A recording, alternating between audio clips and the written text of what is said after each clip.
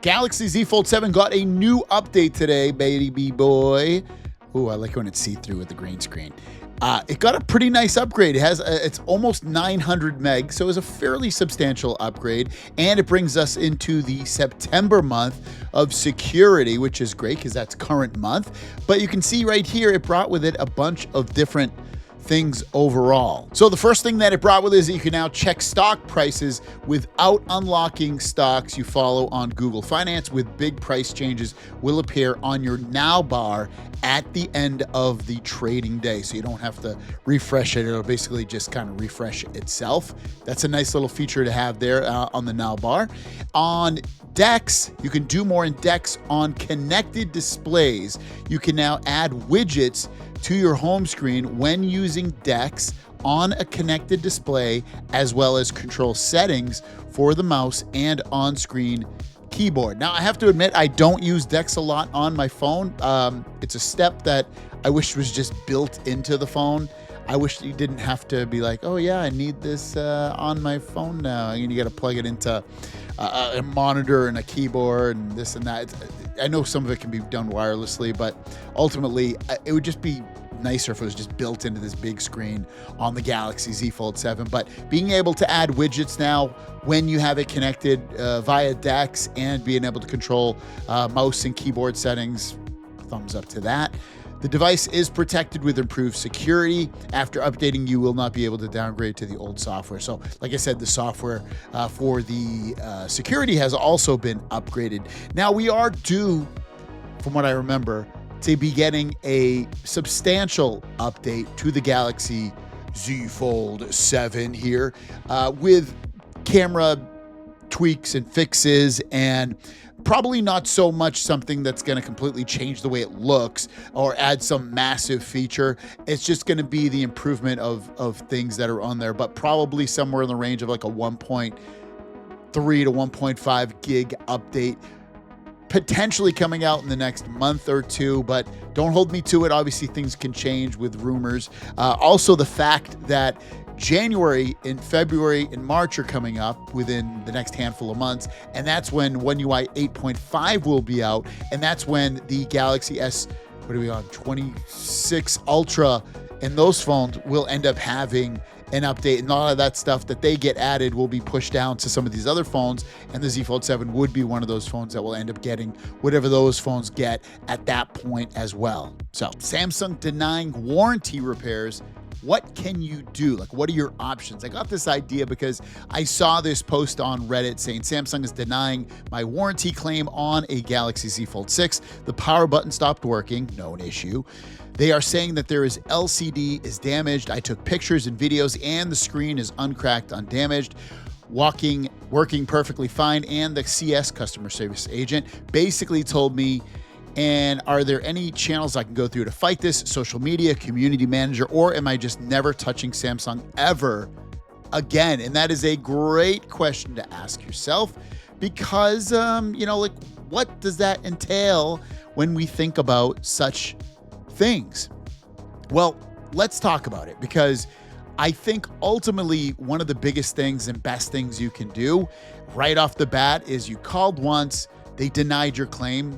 Let's be honest, you probably need, especially with what I've heard from all of the other people in this world dealing with, have it be Samsung's customer service agents or anyone else's customer service agents, Verizon, AT&T, whoever it is. Sometimes it's just the ability to talk to the right person. Sometimes it's you have to call back multiple times. There's always that person at the company that is going to be like, you know what, you're right. Let's push this through and let's get it to the next level so that you can get this fixed and it's covered under warranty. And sometimes that's all it takes, which is saying a lot. It's easier said than done. Sometimes, again, you're going to have to call 10 times, 12 times, whatever it may be. You're going to have to call a bunch of times so that your voice is heard and your situation, even though you know it's correct, you didn't do anything wrong, and you can get this fixed for free or under warranty or for a much reduced rate than it should have been.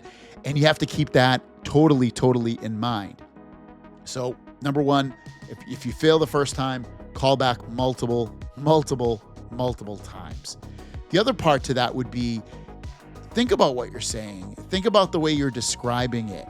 Be patient, be kind with the person on the other line. Sometimes patience and just being nice doesn't go a long way. So sometimes you do need to go the opposite way of that and put a little pressure on them. Be a little bit more aggressive. Obviously, don't be mean to anybody, but you know what? Put your foot down. So I would try being nice. If that's not working and you know that you're not lying and that this is something that's broken on the phone itself and you didn't do it and it should still be covered under warranty, then that's definitely something that you should go back to that company and again, put your foot down and try to get your issue rectified. Some other ways that you can go about this is you thought about different ways to say it. You went in there with a kind way, an aggressive way. You went in there calling a bunch of people and it's still not going out there.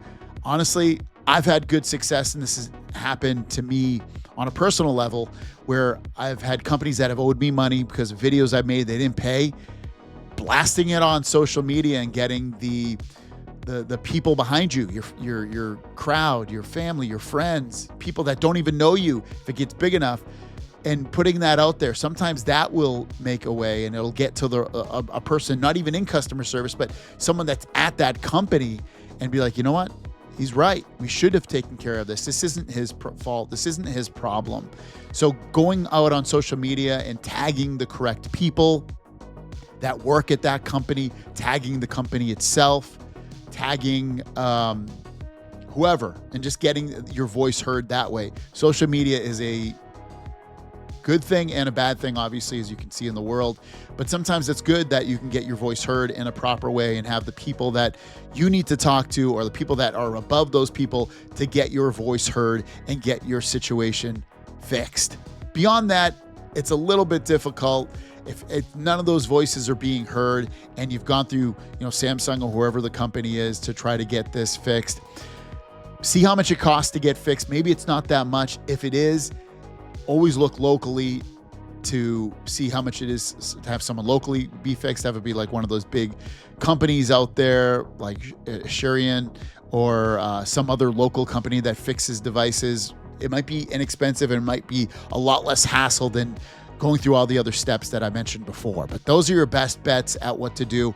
We have some potentially huge, great news coming from Samsung and their Galaxy Z TriFold or Galaxy G Fold phone that they're going to be coming out with, whatever you want to name it. It's supposedly Z TriFold.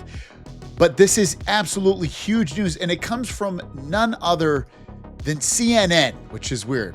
But regardless, CNN is saying Samsung's biggest new phone in years may launch in the US this year. And if you read the article, what they go on to say is that Samsung is planning to release a tri-folding, aka dual hinge phone in 2025. The device is expected to arrive before the end of 2025. It may launch first in the US, or in the US being one of among the first markets considered.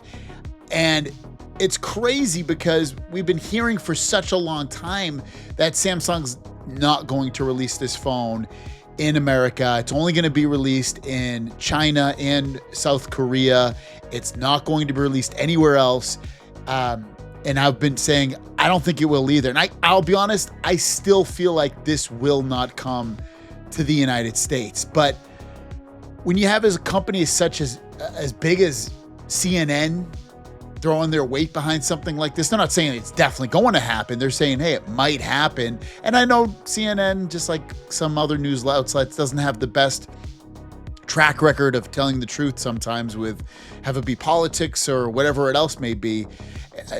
Things happen, and they're not, there's enough people watch them to be that they are truthful, probably more than, 75 or 80% of the time, or they're correct, I should say, at that point.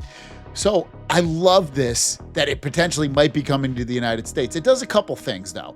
So if it comes out here, it's going to be a lot less expensive, I should say, versus having to import it. Because if you import it, you're going to have to pay for the cost of shipping it over potentially. And those people are going to charge you extra, most likely, because they know you can't get it where you live.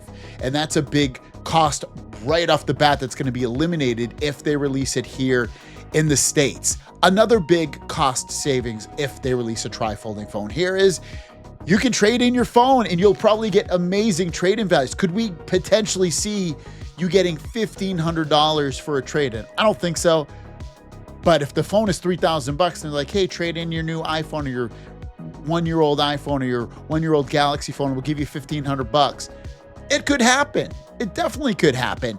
And this is great for us as consumers that we might be seeing such a thing happen. I am super stoked for this because I've been wanting to try a tri-folding phone. I've never tried even the Huawei phone. I've never seen it in person. And I know taking a risk with this is potentially going to happen as it did in the early versions of the Galaxy Fold phones where those just kind of broke, unfortunately, or they weren't as sturdy as they could have been. But also remember, if it's being released where we are, that means we're going to be able to send it to Samsung to get it repaired, or we can bring it to a local repair shop and get it repaired or replaced. This is great news that it's potentially going to make its way to the United States and other parts of the world that previously it was saying it might not happen. Now, if I was a betting man, I would bet it's not going to come out here, or if it does, it's going to be next year in 2026, late, like a year from now, and it'd be a better, newer version. But I like to be wrong about this. I'd like to see this happen. Muhan, which is going to be their XR headset competitor to the Apple Vision Pro, is due to be unveiled on October 21st. That is about 1 month away exactly when it will be announced. October 22nd in Korea, October 21st here in the States, and specs and features will be announced at launch, following immediately by official sale. So it doesn't look like they're going to have to wait very long in order to get that into your hand. It sounds like they'll talk about it, and then the pre-orders will go up immediately. And my guess is within 1 or 2 weeks, you'd actually have it in your hand. Who knows? Maybe you'll be able to have it in your hand that same day. Initial volume is expected to be about 100,000 units, depending upon demand.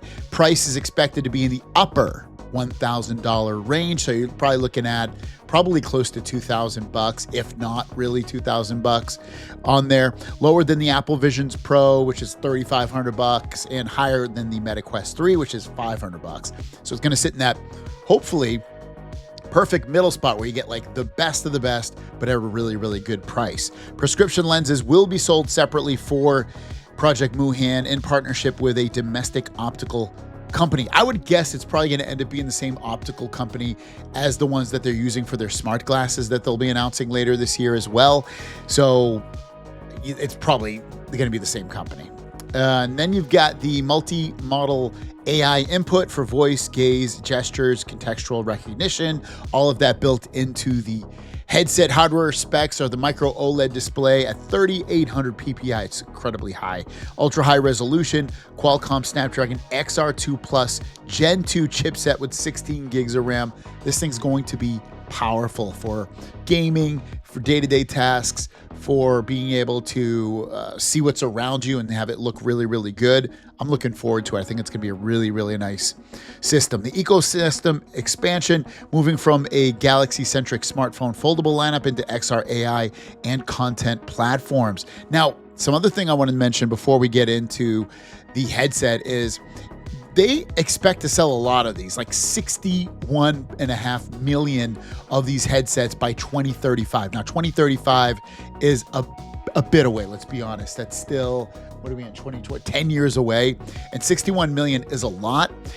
But by 2045, which is about 20 years from now, they're talking about 200 million of these things, which is ridiculous. By then, even in 10 years, you've got to expect that these things are going to be like what I have on now, like just regular Darnold glasses that we'll have. Now, tri-folding phone. Tri-folding phone, there was rumors that the Galaxy G Fold would be and could be announced in October. Looks like it's probably going to happen in November at a later date. And when they do announce this, you're probably going to look at a phone that's probably close to $3,000. So you pick your poison. You're going to order both of these, import the phone if you don't live in Korea or China, and then buy locally the XR headset. That's like $5,000 right there.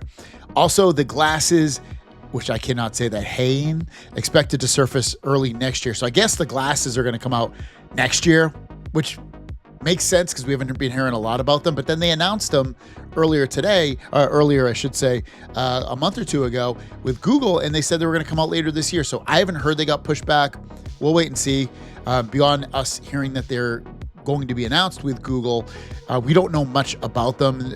We know they have a display, and you can, take phone calls and ask Gemini things through them and all that stuff. But what I mean is, we don't know the official price. We don't know the official release date, stuff like that. But we did hear it's going to come later this year. This article is saying it's going to come next year. We'll wait and see if that happens. But today's story is all about the Galaxy S26 Ultra display, and it's all good news. This tweet comes from Jukin, and Jukin says that the Galaxy S26 Ultra to feature new M14 and COE technologies, brighter and thinner displays, and that the display of Samsung's upcoming S26 Ultra, set for release early next year, is expected to become a brighter and thinner display at that. Samsung is planning to equip S26 Ultra with OLED technology that incorporates advanced new materials and display innovations, according to industry resources. On the 21st, Samsung Electronics and Display have decided to introduce both the new material set, M14, they were using M13 last year, and the polarizer eliminating technology, COE, to the OLED panel for the S26 Ultra. OLED technology performance factors such as color, lifespan, and brightness are determined by the organic materials used, and that the smartphone makers and display manufacturers combined these OLED materials to create optimal panels. In the industry, such combinations are preferred as material sets, and Samsung labels them with the letter M plus a number, where higher numbers donate newer OLED technology. So that's why they're getting to M14, M13 last year. So the M14 will be applied for the first time through to the S26 Ultra, the most advanced OLED material set currently commercialized. It has been used on this year's Pixels and this year's iPhones as well, so it's not completely new to the industry. It is expected to deliver the highest performance, improving luminous efficiency for greater brightness, which is always great, and extending lifespan, so longer lifespan and brighter displays. And like I said before, they were using M13 for the past few years. They're changing that to M14. However, S26 Ultra will receive the M14. The 26 Pro and the Edge will still use M13 displays. So just keep that in mind in case you're wanting the newest display. You definitely have to go with the Ultra. Suppliers of the M14 include, and there's just a bunch of companies that supply these displays. The 26 Ultra will also be the first bar-type phone, non-foldable, Samsung's smartphone to adopt COE.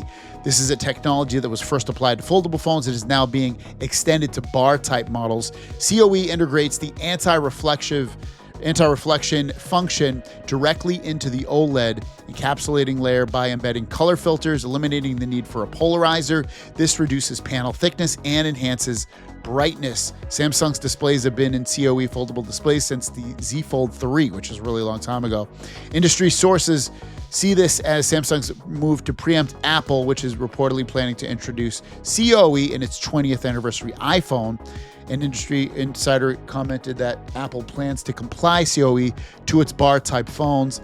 So basically, with this new display technology, what you're looking at is brighter, longer-lasting displays. But then also added on to that, you're also looking at that this is going to end up making the phone thinner. Now, I wouldn't say this is going to immediately completely make this thinner, but we all know Samsung's going at this from a thinner perspective. They want their phones to be less weight. They want them to be thinner, and they've done that with the Edge. They're obviously going to continue to do that. They've done that with the Galaxy Z Fold 7. They're going to do that with the Ultra this year. Ultra should be one of the thinnest, lightest, big screen phones that they've ever released, with their best display, or really the best display technology in the world at that point as well. So this is it's all good news in here. I'd be hard pressed to find anything bad about there, unless you're just going to say, well, why didn't they do this last year? You're right. Why didn't they? I don't know. But yeah, it's still good news, and we're months away, just a few months away from the S26 Ultra being in all of our hands. Is this the best feature coming out about the S26 Ultra or something else? Let me know in the comments down below. Have a great day, and we'll see you down the road. Peace.